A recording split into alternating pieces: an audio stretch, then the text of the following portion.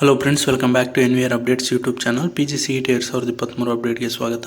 ಏನಾದರೆ ನಿನ್ನೆ seat matrix ಹಾಗೆ fee structure videos ಮಾಡಿದಾಗಿಂದ ಸಾಕಷ್ಟು ವಿದ್ಯಾರ್ಥಿಗಳಾದರೆ ಕಾಮೆಂಟ್ ಮುಖಾಂತರ ಕೇಳ್ತಾಯಿದ್ರು, ಸರ್ ಕಟ್ ಆಫ್ ರ್ಯಾಂಕ್ ಯಾವಾಗ ಬಿಡ್ತಾರೆ, ಹಾಗೆ ನಮಗೆ ಜನರಲ್ ಮೆರಿಟ್ಗೆ ಫೀಸ್ ಎಷ್ಟಿರುತ್ತೆ, ಹಾಗೆ OBCಗೆ ಎಷ್ಟಿರುತ್ತೆ, SC STಗೆ ಸಪ್ರೇಟಾಗಿ ಪಿ ಸ್ಟ್ರಕ್ಚರ್ ಆದರೆ ಎಷ್ಟಿರುತ್ತೆ, ಪ್ರೈವೇಟು ಹಾಗೆ ಗೌರ್ಮೆಂಟ್ ಕಾಲೇಜಸ್ಸಲ್ಲಿ.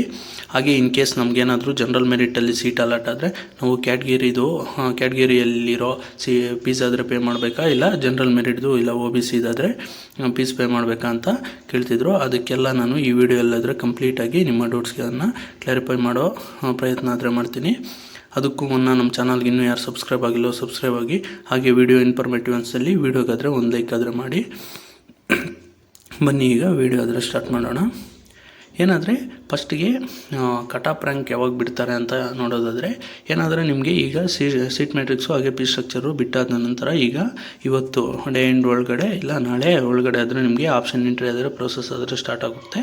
ಅದರಲ್ಲಿ ನಿಮಗೆ ಕಾಲೇಜಸ್ನೆಲ್ಲ ಆ್ಯಡ್ ಮಾಡಿ ಎಲ್ಲ ನಿಮಗೆ ಒಂದು ಮಾರ್ಕ್ ಅಲಾಟ್ಮೆಂಟ್ ರಿಸಲ್ಟ್ಸ್ ಅಂತ ಬಿಡ್ತಾರೆ. ಆನಂತರ ಆಗ ಮಾರ್ಕ್ ಅಲಾಟ್ಮೆಂಟಲ್ಲಿ ಎಷ್ಟು ರ್ಯಾಂಕಿಂಗ್ಗೆ ಕಾಲೇಜಸ್ ಆದರೆ ಸೀಟ್ ಸಿಕ್ಕಿದೆ ಅಂತ ಒಂದು ಕಟ್ ಆಫ್ ರ್ಯಾಂಕ್ ಆದರೆ ಬಿಡ್ತಾರೆ. ಅದರಲ್ಲಿ ಮಾರ್ಕ್ ಅಲಾಟ್ಮೆಂಟ್ ರಿಸಲ್ಟ್ಸ್ದು ಕಟ್ ಆಫ್ ರ್ಯಾಂಕ್ ಆದರೆ ಇರುತ್ತೆ. ಅದರಲ್ಲಿ ನೋಡಿಕೊಂಡು ನಿಮಗೆ ಸಿಕ್ಕಿರೋ ಸೀಟ್ ಸ್ಯಾಟಿಸ್ಫೈ ಇಲ್ಲ ಅಂದರೆ ನೀವು ಡಿಲೀಟ್ ಆದರೂ ಮಾಡ್ಬೋದು, ಹಾಗೆ ರೀಆರ್ಡರ್ ಮಾಡಿಕೊಂಡು ನೀವು ಸ್ವಲ್ಪ ಒಂದಿನ ಆದರೆ ಟೈಮ್ ಕೊಡ್ತಾರೆ. ಆಗ ನೀವು ಫಸ್ಟ್ ರೌಂಡ್ ರಿಸಲ್ಟ್ಸ್ ಬರೋ ಅಷ್ಟರೊಳಗಡೆ ನೀವು ಸೀಟ್ನಾದರೆ ಅರೇಂಜ್ಮೆಂಟ್ ಮಾಡಿಕೊಂಡು ನೀವು ಬೆಟರ್ ಕಾಲೇಜಸ್ನಾದರೆ ಕೊಡ್ಬೋದು. ಆಗ ಅದಾದ ನಂತರ ನಿಮಗೆ first round cut off ranking ಆದರೆ ಬಿಡ್ತಾರೆ. ನಿಮಗೆ ಇನ್ನೂ ಹೆಚ್ಚಿಗೆ ಏನಾದರೂ ಕಟ್ ಆಫ್ ರ್ಯಾಂಕಿಂಗ್ ಬೇಕಾದರೆ ನೀವು previous year cut off ranking ಆದರೆ ರೆಫರ್ ಮಾಡ್ಬೋದು. ಈ ವರ್ಷ ಯಾವುದೇ ರೀತಿ ನಿಮಗೆ ರಿಸಲ್ಟ್ ಬಂದಾದ ನಂತರ ಆದರೆ ಕಟ್ ಆಫ್ ರ್ಯಾಂಕ್ ಆದರೆ ಬರುತ್ತೆ. ಯಾವುದೇ ಕಾರಣಕ್ಕೂ ಮೊದಲೇ ಏನಾದರೆ ಕಟ್ ಆಫ್ ರ್ಯಾಂಕಿಂಗ್ ಆದರೆ ಬಿಡೋಲ್ಲ. ನಿಮಗೆ ಎಷ್ಟು ರ್ಯಾಂಕಿಂಗ್ಗೆ ಸೀಟ್ ಆದರೆ ಲಾಸ್ಟ್ಗೆ ಆ ಕಾಲೇಜಲ್ಲಿ ಸಿಕ್ಕಿದೆ ಅಂತ ಅವ್ರಿಗೆ ಕ್ಯಾಲ್ಕುಲೇಟ್ ಬರಬೇಕಂದ್ರೆ ಈ ವರ್ಷ ರಿಸಲ್ಟ್ಸ್ ಆದರೆ ಬರಬೇಕು. ಸೊ ನಿಮಗೆ ಬೇಕಾದರೆ previous year cut off ranking ಆದರೆ ನೀವು ರೆಫರ್ ಮಾಡ್ಬೋದು. ಆಲ್ಮೋಸ್ಟ್ ಸಿಮಿಲರ್ ಆಗಿರುತ್ತೆ. ಆದಷ್ಟು ಕಟ್ ಆಫ್ ರ್ಯಾಂಕ್ಗಿಂತ ಕಡಿಮೆ ಇರೋ ಕಾಲೇಜಸನ್ನು ಪ್ರಿಫರ್ ಮಾಡಿ. ಏನಾದರೆ ಅಲ್ಲಿ 3000 ಇದ್ದರೆ ನಿಮ್ಮದು ರ್ಯಾಂಕಿಂಗು 4000 5000 ಇದ್ದರೂ ಆ ಕಾಲೇಜಸ್ನ ಆ್ಯಡ್ ಮಾಡಿ, ನಮಗೆ ಸಿಗಲ್ಲ ಅಂತ ಸುಮ್ಮನೆ ಇರಬೇಡಿ. ಸೊ ನಿಮಗೆ ಸಿಗೋ ಚಾನ್ಸಸ್ಸು ಜಾಸ್ತಿನೇ ಇರುತ್ತೆ. ಹಾಗೆ ಇನ್ನು ಕೆಲವೊಂದು ವಿದ್ಯಾರ್ಥಿಗಳಾದರೆ ಹೇಳ್ತಾಯಿದ್ರು, ಆ ಕಾಲೇಜಲ್ಲಿ ನಮಗೆ ನಮ್ಮ ಕ್ಯಾಟಗಿರಿಗೆ ಫಾರ್ ಎಕ್ಸಾಂಪಲ್ 2A 3B ಅದರಲ್ಲಿ ಏನಾದರೂ ಸೀಟ್ಸ್ ಇಲ್ಲ ಅಂದರೆ ನಾವು ಆ ಕಾಲೇಜ್ಗೆ ಆ್ಯಡ್ ಮಾಡೋಕ್ಕಾಗಲ್ವಾ ಅಂತ ಕೇಳ್ತಿದ್ರು. ಸೊ ನಿಮ್ಮ ಕ್ಯಾಟಗಿರಿಗೆ ಅಲ್ಲಿ ಸೀಟ್ಸ್ ಇಲ್ಲ ಅಂದರೂ ಜನರಲ್ ಮೆರಿಟ್ಗೆ ಆದರೆ ಸೀಟ್ಸ್ ಇರುತ್ತೆ. ನೀವು ಯಾವುದೇ ಕ್ಯಾಟಗಿರಿ ಅವರಾಗಿರಲಿ ಜನರಲ್ ಮೆರಿಟ್ ಸೀಟ್ಸ್ಗೆ ಕಾಂಪೀಟ್ ಮಾಡ್ಬೋದು. ನಿಮ್ಮ ರ್ಯಾಂಕ್ ಅದ್ರ ತಗ್ಗಟ್ಟಾಗಿ ಇದ್ದರೆ ನಿಮಗೆ ಅಲ್ಲಿ ಆ ಕಾಲೇಜಲ್ಲಾದರೆ ಸೀಟ್ ಸಿಗೋ ಚಾನ್ಸಸ್ ಇರುತ್ತೆ. ನಿಮ್ಮ ಕ್ಯಾಟಗಿರಿ ಯಾವುದೇ ಆಗಿರಲಿ ಜನರಲ್ ಮೆರಿಟ್ಗೆ ಆಗೋ ಅಷ್ಟು ಕಟ್ ಆಫ್ ರ್ಯಾಂಕ್ ಇದ್ದರೆ ನಿಮಗೆ ಅಲ್ಲಿ ಜನರಲ್ ಮೆರಿಟಲ್ಲೇ ಸೀಟ್ ಸಿಗೋ ಚಾನ್ಸಸ್ ಇರುತ್ತೆ. ನಿಮ್ಮ ಕ್ಯಾಟಗಿರಿಗಲ್ಲಿ ಸೀಟ್ಸ್ ಇಲ್ಲ ಅಂದರೂ ಆದರೆ ಸಿಗುತ್ತೆ. ಹಾಗೆ ಇನ್ನು ಕೆಲವರು ಕೇಳ್ತಾಯಿದ್ರು, ನಮ್ಮ ಕ್ಯಾಟಗಿರಿ SC ST ಇರುತ್ತೆ, ನಮಗೆ ಸೀಟ್ ಆದರೆ ಜನರಲ್ ಮೆರಿಟಲ್ಲೇ ಸಿಗುತ್ತೆ. ನಮ್ಮದು ರ್ಯಾಂಕಿಂಗು SC STಗೆ ಕಟ್ ಆಫ್ ರ್ಯಾಂಕಿಂಗು 10,000 ಇದೆ, ಅಲ್ಲಿ ಜನರಲ್ ಮೆರಿಟ್ಗೆ ಒಂದು 5,000 ಆ ಥರನೇ ಇದೆ.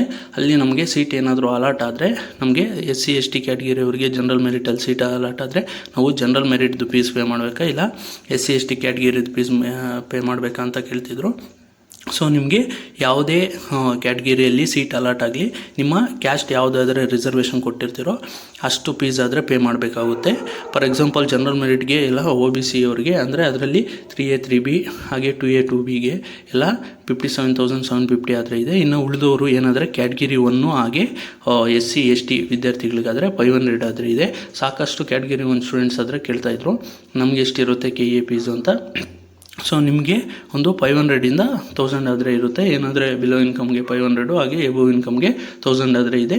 ಏನಾದರೂ ನಿಮಗೆ ಸೀಟ್ ಅಲಾಟ್ ಆದ ನಂತರ ನೀವು ಅಡ್ಮಿಷನ್ ಆರ್ಡರ್ ಡೌನ್ಲೋಡ್ ಮಾಡ್ಕೊಳ್ಳೋಕೆ ಮುಂಚೆ ನೀವು ಫೀಸ್ ಚಲನ್ ಡೌನ್ಲೋಡ್ ಮಾಡಿದಾಗ ನಿಮಗೆ ಅಲ್ಲಾದರೆ ಡಿಸ್ಪ್ಲೇ ಮಾಡುತ್ತೆ. ಅಷ್ಟು ಅಮೌಂಟ್ನ ಹೋಗಿ ನೀವು ಬ್ಯಾಂಕಲ್ಲಾದರೆ ಪೇ ಮಾಡಬೇಕು. ಇನ್ನು ಕೆಲವೊಂದು ವಿದ್ಯಾರ್ಥಿಗಳಾದರೆ ಕೇಳ್ತಾಯಿದ್ರು, ಆ ಚಲನ್ನ KAಗೆ ಪೇ ಮಾಡಬೇಕು, ಇಲ್ಲ ನಾವು ಬ್ಯಾಂಕಲ್ಲಿ ಎಲ್ಲಾದರೂ ಪೇ ಮಾಡ್ಬೋದಾ ಅಂತ. ನೀವು ಚಲನ್ ಆದರೆ ಡೌನ್ಲೋಡ್ ಮಾಡಿಕೊಂಡು ನೀವು ಯಾವುದೇ ಬ್ರಾಂಚ್ಗಾದರೆ ಹೋಗಿ ಅಲ್ಲಿ ಒಂದು HDFC ICICI ಆ್ಯಕ್ಸಿಸು ಈ ಥರ ಒಂದು ಚಲನ್ಸ್ ಆದರೆ ಇರುತ್ತೆ. ನೀವು ಯಾವುದಾದ್ರೂ ಬ್ಯಾಂಕ್ ತಗೊಂಡು ನೀವು ಯಾವ ಬ್ಯಾಂಕಲ್ಲಾದರೂ ಹೋಗಿ ಪೇ ಮಾಡ್ಬೋದು.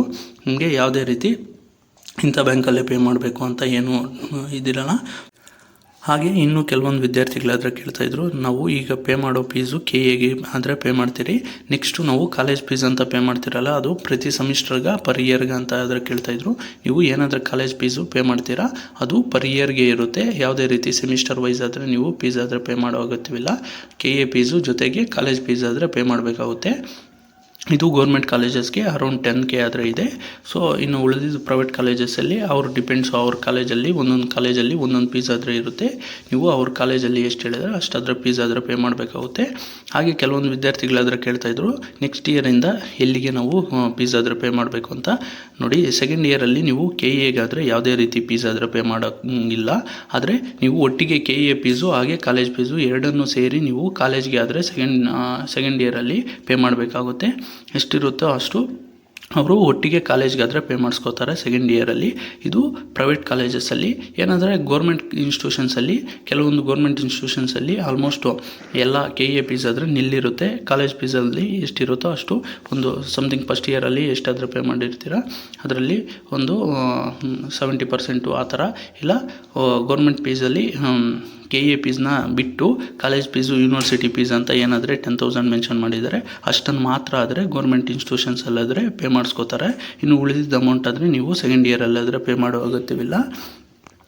ಇನ್ನು ಪ್ರೈವೇಟ್ ಇನ್ಸ್ಟಿಟ್ಯೂಷನ್ಸ್ ಅವ್ರಿಗೆ ಬರೋದಾದರೆ ಅವರು ಎಷ್ಟಾದರೆ ಹೇಳಿರ್ತಾರೋ ಅಷ್ಟು KA ಫೀಸು ಜೊತೆಗೆ ಕಾಲೇಜ್ ಫೀಸ್ ಆದರೆ ನೀವು ಪೇ ಮಾಡಬೇಕಾಗುತ್ತೆ.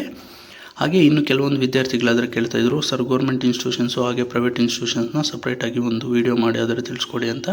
ಸೊ ನೀಟಾಗಿ ಡ್ರಾಫ್ಟ್ ಸೀಟ್ ಮ್ಯಾಟ್ರಿಕ್ಸಲ್ಲಿ ಹಾಗೆ ಸೀಟ್ ಮ್ಯಾಟ್ರಿಕ್ಸಲ್ಲಾದರೆ ಕೊಟ್ಟಿದ್ದಾರೆ. Government institutions, public aided universities ಎಷ್ಟಿದೆ, ಹಾಗೆ ಯಾವ್ಯಾವ ಕಾಲೇಜಸ್ ಅದೇ ಇದೆ, ಅದರಲ್ಲಿ ಎಷ್ಟು ಸೀಟ್ಸ್ ಆದರೆ ಇದೆ ಅಂತ ನೀಟಾಗಿ ಅದರ ಕೊಟ್ಟಿದ್ದಾರೆ. ನನಗೂ ಟೈಮ್ ಸಿಕ್ಕಿದ್ರೆ ನಾನು ಅದರ ವೀಡಿಯೋ ಮಾಡಿ ತಿಳಿಸ್ಕೊಡ್ತೀನಿ. ಇಲ್ಲ ನೀವು ಆ PDF-ನಲ್ಲಾದರೆ ನೀಟಾಗಿ ಡೌನ್ಲೋಡ್ ಮಾಡಿಕೊಂಡು ನೋಡ್ಕೋಬೋದು. ಇನ್ನೂ ನಿಮಗೆ ಹೆಚ್ಚಿಗೆ ಏನಾದರೂ ಡೌಟ್ಸ್ ಇದ್ದರೆ ಆಪ್ಷನ್ ಎಂಟ್ರಿ ಆಗಿರ್ಬೋದು, ಯಾವುದೇ ರೀತಿ ಫೀಸ್ ಸ್ಟ್ರಕ್ಚರು ಹಾಗೆ ಸೀಟ್ ಮ್ಯಾಟ್ರಿಕ್ಸು ಯಾವುದೇ ರೀತಿ ಡೌಟ್ಸ್ ಇದ್ದರೂ ನಮ್ಮನ್ನ ಇನ್ಸ್ಟಾಗ್ರಾಮಲ್ಲಿ ಕಾಂಟ್ಯಾಕ್ಟ್ ಮಾಡ್ಬೋದು ಪರ್ಸ್ನಲ್ಲಾಗಿ, ಹಾಗೆ ಕಮೆಂಟ್ ಮುಖಾಂತರ ಆಗಿ ನಮ್ಮನ್ನು ಕಾಂಟ್ಯಾಕ್ಟ್ ಮಾಡ್ಬೋದು. That's all for this video. Keep watching NVR updates for more educational and scholarship related updates.